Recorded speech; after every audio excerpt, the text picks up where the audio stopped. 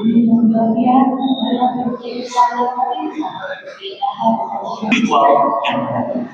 yang berbahagia, terimalah persembahan kami, Tari Jatimpak.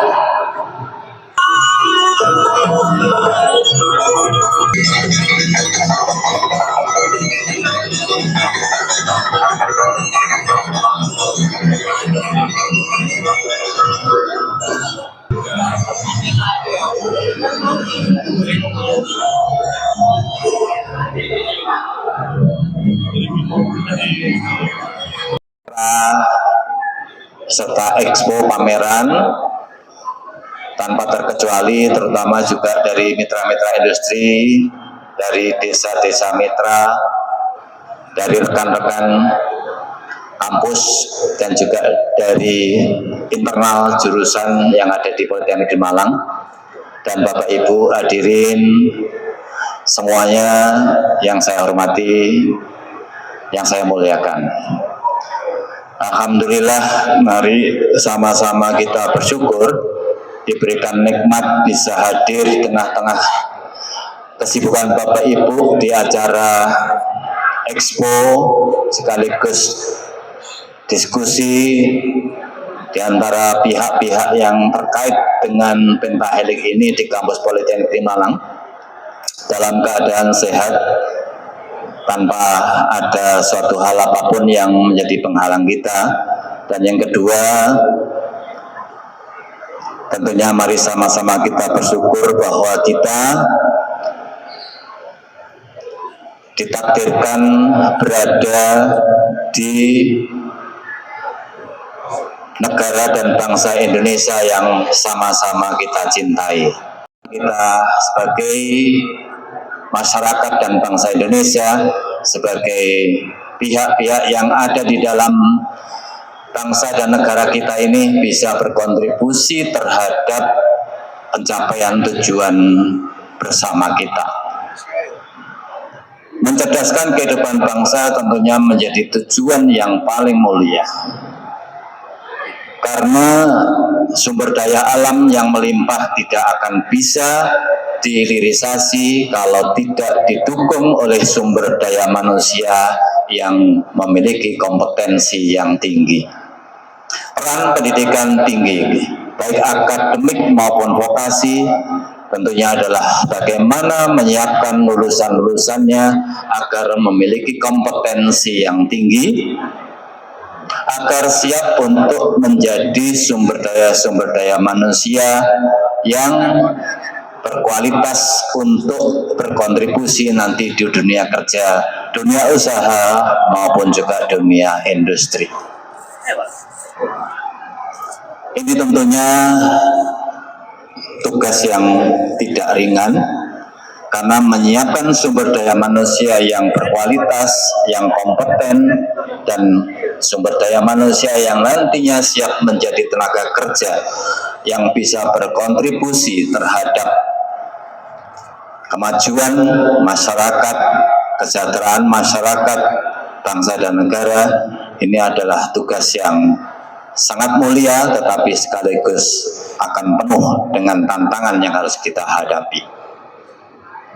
Belum lagi di sisi lain kita juga memiliki tugas, peran, dan fungsi untuk bisa menghasilkan karya-karya inovatif, untuk bisa menghasilkan sebuah output luaran dari sebuah riset yang ini juga diharapkan akan bisa menjadi sebuah produk, sebuah karya yang bisa dimanfaatkan untuk mendukung, mensejahterakan masyarakat dan bangsa Indonesia. Sehingga kita sangat berharap kegiatan pada hari ini akan bisa memfasilitasi, akan bisa memberikan setitik kontribusi untuk bersama-sama mencarikan solusi terbaik agar apa yang kita hasilkan dalam kegiatan talk show, dalam kegiatan FGD nanti, dalam kegiatan Expo dan lain-lain selama 2 hari ini akan bisa menjadi bagian solusi terhadap permasalahan-permasalahan dan tantangan-tantangan yang kita hadapi bersama. Yang pertama, tentunya kita ingin agar apa yang dihasilkan karya-karya penelitian, riset dari teman-teman, ya, entah itu dari kampus Polinema maupun juga kampus-kampus mitra, maupun yang juga dari industri, maupun juga bahkan sebagian mungkin dari mahasiswa, ini bisa tersampaikan kepada pertama tentunya pihak masyarakat, karena pasti akan banyak sebenarnya problematika yang ada di masyarakat yang masih memerlukan bantuan untuk mencarikan solusi dari permasalahan-permasalahan yang ada di masyarakat. Barangkali dari karya riset ini ada yang bisa diadopsi, bisa dimanfaatkan oleh masyarakat untuk membantu menyelesaikan permasalahan mereka.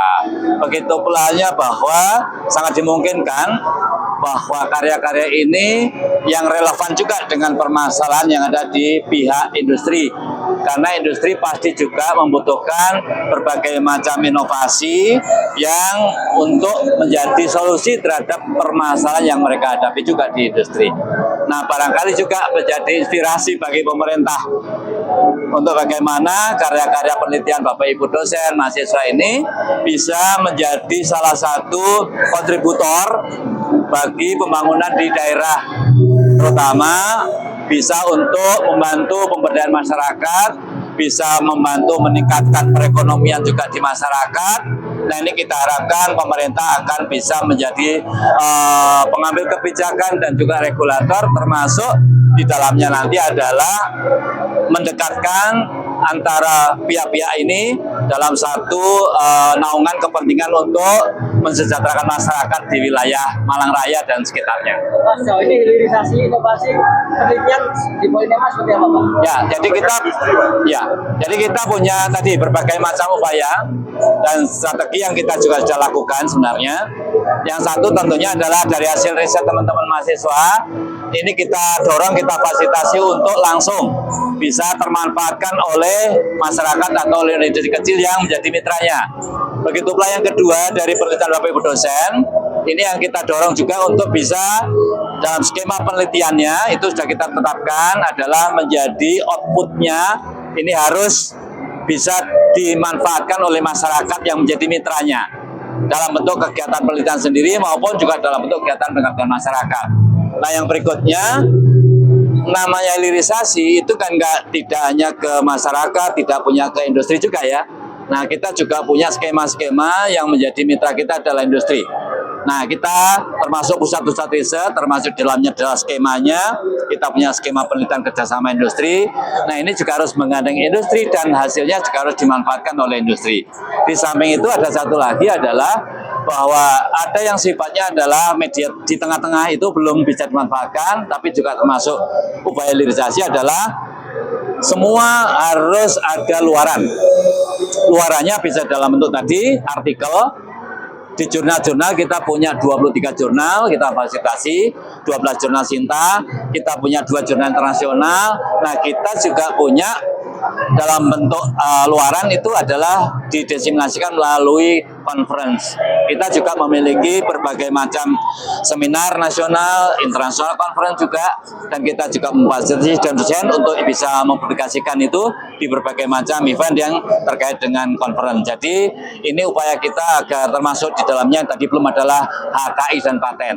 Jadi HKI dan paten itu juga bagian dari hilirisasi, tetapi prosesnya tentunya nanti akan ada sisi lain bisa dalam bentuk komersialisasi. Jadi karya-karya yang punya nilai ekonomis yang kita patenkan akan kita dorong untuk menjadi sumber-sumber revenue generating dan income generating. Jadi ini upaya-upaya yang kita lakukan untuk menghilirisasi karya penelitian Bapak Ibu dosen dan juga mahasiswa. Lingkungan ITS juga ada, di Jogja kami juga ke sana, yang di Kosan juga itu banyak, tidak hanya tenaga profesionalnya tapi hasilnya tadi. Sehingga kalau memang iya, Pak Direktur misalkan kalau mau iya Coba kita tidak berbicara dulu tentang berapa sih alokasi anggaran itu. Kalau berbicara itu nanti saya dikejar oleh beberapa Pak Direktur, Pak Tommy punya litbang ya berapa, hanya ratus berapa miliar dialokasikan ke investasi